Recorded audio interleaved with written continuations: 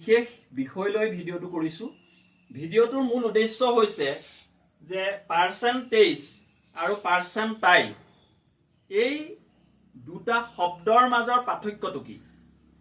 পাৰ্চেন্টেজৰ অসমীয়া প্ৰতিশব্দটো হৈছে শতাংশ আৰু পাৰ্চেন্টাইলৰ অসমীয়া প্ৰতিশব্দটো হৈছে শতাংশ। শতাংশৰ বিষয়ে আমি সকলোৰে অৱগত, মই সেই বিষয়ে ক'বলৈ নাযাওঁ। মই ক'বলৈ গৈছো শতাংশক।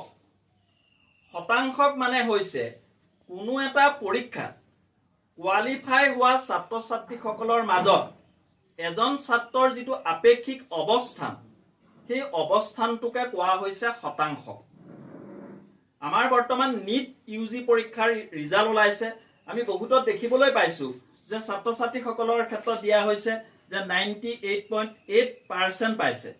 আসলে 98.8% নহয়, 98.8 পাৰ্চেন্টাইল হয়। অৰ্থাৎ সেই ছাত্ৰজনতকৈ কেৱল 1.2 পাৰ্চেন্টাইল ছাত্ৰ ছাত্ৰীয়েহে তেওঁতকৈ বেছি নম্বৰ পাইছে সেই যিটো নিৰ্দিষ্ট কোটাটো। গতিকে বিষয়টো আমি আপোনালোকলৈ আগবঢ়ালো। আপোনালোকৰ যোগাত্মক সঁহাৰি পালে আমি নথৈ সুখী হ'ম। ধন্যবাদ।